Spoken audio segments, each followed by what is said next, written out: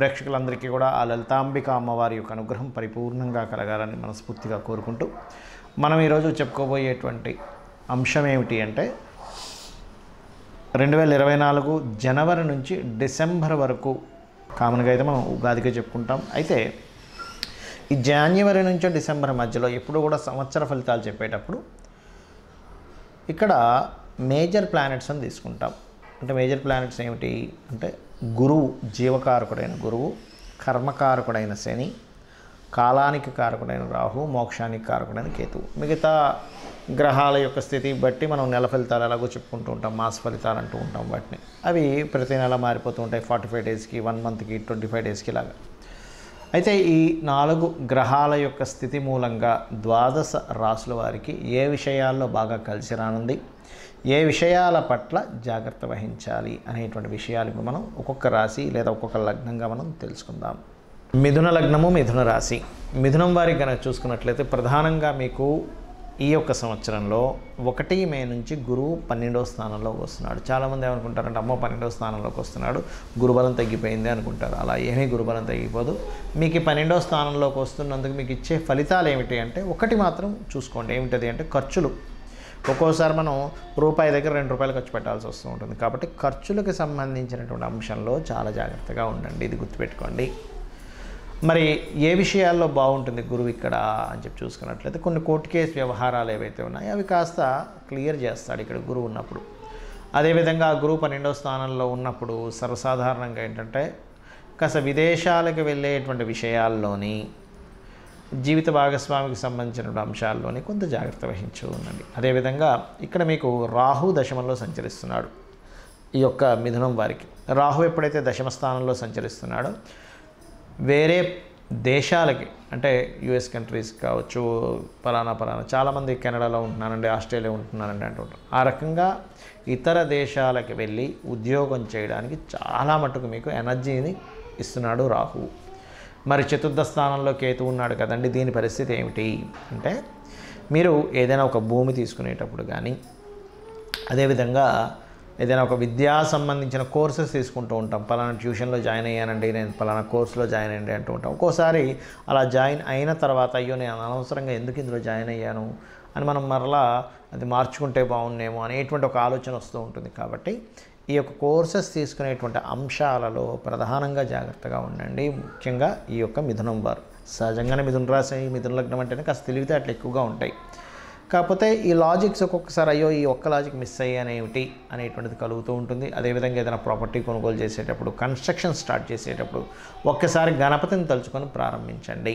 అయితే మీకు ఈ శని భగవానుడు ఎప్పుడైతే 9వ స్థానంలో ఉంటే 8లోకి వక్రిస్తున్నాడో అది ఏ రోజు నుంచి అవుతుంది ఇది అని చెప్పి చూసుకున్నట్లయితే 30 జూన్ 2024 నుంచి 15 నవంబర్ 2024 వరకు అతను వక్రగతి ఉంటుంది. ఆ సమయంలో ప్రత్యేకంగా మీరు తీసుకోవాల్సిన జాగ్రత్తలు ఏమిటి అంటే కాస్త తండ్రి గారు ఆరోగ్య విషయం పట్ల కొంత జాగ్రత్త తీసుకోండి.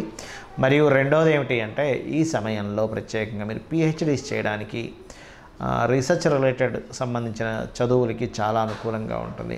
మరి 4లో కేతు ఉందన్నారు కదా, అంటే 4లో కేతు ఉన్నప్పటికీ కూడా ఆ యొక్క శని భగవానుడు వక్రిస్తున్నాడు కాబట్టి రీసెర్చ్ రిలేటెడ్ సంబంధించిన వాటికి బాగుంటుంది. కాకపోతే పొరపాటును కూడా ఉద్యోగ సంబంధించిన విషయాల్లో తొందరపాటు నిర్ణయాలు శనివారం చేయకండి, ఇది గుర్తుపెట్టుకోండి.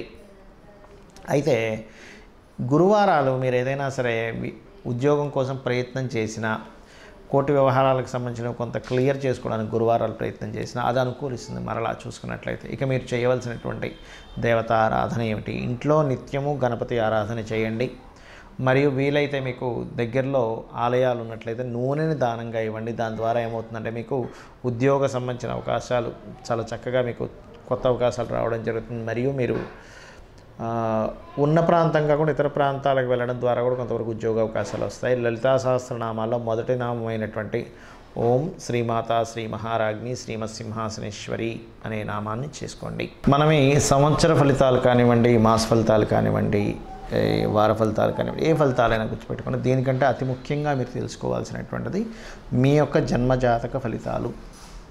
మీ జన్మజాతకము ఎలా నిర్మితం అవుతుంది అంటే మీరు జన్మించినప్పుడు ఉన్నటువంటి తేదీ చాలా ముఖ్యం. అది చాలామంది ఏమంటుంటారంటే ఏమంటే మా స్కూల్లో రాశారు పలానా తేదీ, అది ఓకేనా, లేకపోతే మా వాళ్ళు రఫ్గా ఒకటి రాశారు, అలా కాదు. మీరు పర్ఫెక్ట్గా మీరు ఏ రోజైతే పుట్టారో ఆ రోజున నక్షత్రము, అదేవిధంగా ఆ డేట్, మంత్ అంటే నెల, సంవత్సరం, తేదీ, నెల, సంవత్సరం, ఈ 3 కావాలి. Date, month, year. దీంతోపాటు మీరు పుట్టిన ప్రాంతం కూడా చాలా ముఖ్యం.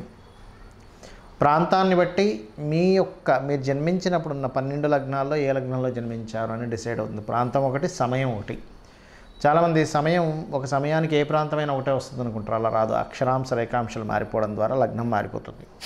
అలా ఆ రకంగా మీరు జన్మించినప్పుడు ఉన్న లగ్నాన్ని తీసుకుంటే ప్రతి వ్యక్తి కూడా పూర్వజన్మల్లో చేసుకున్నటువంటి కర్మ ఆధారంగా ఈ యొక్క జన్మ వస్తుంది. పూర్వజన్మలో చేసిన కర్మ ఏమిటి, ఈ జన్మ ఎందుకు వచ్చింది, ఎందుకు అద్భుతమైనటువంటి యోగం కలిగింది, ఎందుకు ఎన్నో ప్రయత్నాలు చేసినా ముందుకు వెళ్ళలేకపోతున్నాను అనేటువంటి విషయం మీ యొక్క లగ్నం ద్వారా తెలుస్తుంది. గుర్తుపెట్టుకోండి. అదేవిధంగా అందరికీ కూడా ధనం అనేటువంటిది, కుటుంబం అనేటువంటిది ఎంతో ముఖ్యం. కాబట్టి మీ యొక్క ద్వితీయాధిపతిని బట్టి మీ ధన స్థానాధిపతి ఎక్కడున్నాడు, చాలామందికి ఈ విషయం తెలియక రకరకాల వ్యాపారాలు, రకరకాల వైపు వెళ్తూ నష్టపోతూ ధనాన్ని నష్టపోతూ ఉంటారు. అసలు ఎప్పుడు మీ జన్మజాతకంలో ధనం నష్టపోయే యోగం ఉంది, లాభం పొందే యోగం ఉంది, ఏ మార్గంలో వెళ్తే మీకు ధనయోగం ఉంటుంది అనేటువంటిది మీ ధనాధిపతిని బట్టి, మీ ప్రయత్నాలను, మీ సిబ్లింగ్స్ని బట్టి, థర్డ్ లార్డ్ని, మీకు ఏ దిశలో ఉంటే మంచిది. ఇప్పుడు 4 దిశలు మంచివే, వాస్తుపరంగా అన్ని దిశలు మంచివని చెప్తుంది శాస్త్రం. కాకపోతే మీరు ఏ దిశలో నివసిస్తే మంచిది, ఏ పేరు గలవారు. ఇప్పుడు చూడండి, రక్తం ఉంటుంది, అన్ని గ్రూప్స్ మంచివే, కానీ మన గ్రూప్ ఏది ఉందో దానికి సంబంధించిందే మనకి ఎప్పుడైనా ఏదైనా అవసరం వచ్చినప్పుడు, ఇబ్బంది వచ్చినప్పుడు మనం బాడీలోకి తీసుకుంటాం. అంతేగాని ఏ గ్రూప్ అయినా పర్లేదండి అనం. ఎందుకు, సేమ్ గ్రూప్ కనుక కనెక్ట్ అవ్వకపోతే అది ఆ వ్యక్తికి ఇబ్బందినిస్తుంది, ప్రాణాపాయంగా మారుతుంది. కాబట్టి అదే రకంగా వాస్తులో కూడా పేరులో ఉన్న మొదటక్షరాన్ని తీసుకొని ఏ దిశలో ఉండాలి. అదేవిధంగా మీ జన్మజాతకంలో ఉన్న గ్రహాలను బట్టి, శుభగ్రహాలు ఉన్న స్థానాలను బట్టి కూడా తీసుకోవచ్చు. అదేవిధంగా మరొక విషయం ఏంటంటే సంతాన అభివృద్ధి కానివ్వండి, వివాహ సమయం కానివ్వండి, 3 నుంచి 5 సార్లు వస్తుంది ప్రతి వ్యక్తికి కూడా వివాహ సమయం అనేటువంటిది. ఆ 3 నుంచి 5 సార్లు ఎప్పుడు బాగుంది టైం, ఇప్పుడు బాగాలేదు చూసుకుని దాన్ని బట్టి వివాహం చేసుకోవడం ద్వారా కూడా బాగుంటుంది. దాంతోపాటు మీ యొక్క జన్మజాతకంలో ఏదైనా 2 వివాహాల యోగం ఉందా, లేనట్లయితే వివాహం ఆలస్యంగా ఉందా, ఏ సమయంలో చేసుకుంటే మంచిదని మీ జన్మజాతకంలో చూసుకుని ఆ పర్టికులర్ సమయాల్లో కనుక వెతుక్కుంటే మీ సమయము, ధనము, మనశ్శాంతి అన్నీ కూడా మీకు చేకూరుతుంది. అదేవిధంగా లైఫ్లో టర్నింగ్ పాయింట్స్ కావచ్చు, బిజినెస్ చేయాలా, లేనట్లయితే వృత్తిరీత్యా ఇక్కడుంటే మంచిదా, విదేశాలకు వెళ్తే మంచిదా, ఇన్వెస్ట్మెంట్స్ ఎప్పుడు చేయాలి, మీరు సక్సెస్ రేట్ రాకపోవడానికి గల కారణం ఏమిటి, అదేవిధంగా కొన్నిసార్లు మనకు లక్కీ నెంబర్స్, లక్కీ కలర్స్ ఇలా ఉంటాయి. ఆ యొక్క విషయాల్లో ఏ నెంబర్స్ని, ఏ కలర్స్ని ఎంచుకుంటే మంచిది అనేటువంటి అనేకమైనటువంటి విషయాలు మీ జన్మజాతకంలో ఉంటాయి. అందుకే ముఖ్యంగా మనం మన జన్మజాతకాన్ని చూసుకోవాలి. మరి ఇక్కడ సందేహం ఏంటంటే అందరికీ కూడా మరి జన్మజాతకం చూసుకునేలాగైతే ఈ గోచార ఫలితాలు మనం ఎందుకు చెప్పుకుంటున్నాము ప్రతిసారి. ప్రతి వ్యక్తి కూడా ఎంతో టాలెంటెడ్, అందులో ఎటువంటి సందేహం లేదు. ఒక్కొక్కరికి ఒక్కొక్క డిఫరెంట్ టాలెంట్ ఉంటుంది. ఆ టాలెంట్తోనే ఆ వ్యక్తి పైకి వస్తాడు. దాని పరంగా అతను ప్రణాళిక వేసుకుంటాడు, కష్టపడుతూ ఉంటాడు, ఎంతో పోరాడుతూ ఉంటాడు లైఫ్లో. కానీ ఒక్కొక్కసారి ఎంత ప్రయత్నించినా కొన్ని పనులు అవ్వవు. ఎందుకు అవ్వవు అంటే మీ ప్రయత్నము, మీ యొక్క ఆలోచన విధానం ఎంత యూనిక్గా ఎంత బాగున్నా కూడా బయట ఉండేటువంటి మార్కెట్, అంటే ఒక ప్రోడక్ట్ తీసాం, బయట దానికి మార్కెట్ లేదు, అప్పుడు ఏమిటి పరిస్థితి? లేదా ఒక దగ్గరికి వెళ్దాం అనుకున్నాం, కరెక్ట్ టైంకి వెళ్దాం అనుకుంటాం, కానీ మధ్యలో ట్రాఫిక్ జామ్ అయింది, ఆ 10 నిమిషాలు, 20 నిమిషాలు, అరగంట, గంట లేట్ అయిపోతుంది. ఎందుకు? మీ ప్రయత్నం మీరు కరెక్ట్గానే టైంకి బయలుదేరారుగా. ఎందుకు అంటే మధ్యలో ట్రాఫిక్ అనేది మిమ్మల్ని అడ్డగించింది, మార్కెట్ అనేటువంటిది మిమ్మల్ని అడ్డగించింది, లేదా ఒక వర్షం పడో మరొకటి మీరు ఆగవలసి వచ్చింది. అంటే ఏమిటి? బయట ఉండే మార్కెట్ అనాలిసిస్ కనుక మీకు తెలిస్తే ఈ సమయంలో ఉదయం 6 గంటలకైతే ట్రాఫిక్ ఉండదు, అదే 9 గంటలకైతే విపరీతమైన ట్రాఫిక్ ఉంటుంది, గంటలో వెళ్ళాల్సింది 2 గంటలు 3 గంటలు పట్టవచ్చు అనే మార్కెట్ అనాలిసిస్, అంటే బయట ఉండే పరిస్థితులు కనుక మీకు తెలిస్తే మీరు దాని తగ్గట్టుగా ప్లాన్ చేసుకుంటారు. ట్రాఫిక్ కావచ్చు, ప్రజెంట్ ఉన్న మార్కెట్ కావచ్చు, ప్రజెంట్ ఉన్న కండిషన్స్ ఏవైనా కావచ్చు, ఒక ప్రోడక్ట్కి ఉండేటువంటి వాల్యూ కావచ్చు. అదేవిధంగా మనకి గోచారం అనేది ఏం చెప్తుందంటే ప్రస్తుతం ఈ నెలలో ఈ గ్రహాలు ఇలా ఉన్నాయి, ఈ సంవత్సరం ఈ గ్రహాలు ఇలా ఉన్నాయి గోచారంలో. కాబట్టి వీటికి ఎనర్జీ ఎక్కువగా ఉంది, వీటికి ఎనర్జీ తక్కువగా ఉంది. కాబట్టి మీరు దీని పరంగా ప్లాన్ చేసుకోండి అని చెప్పేదే గోచారం.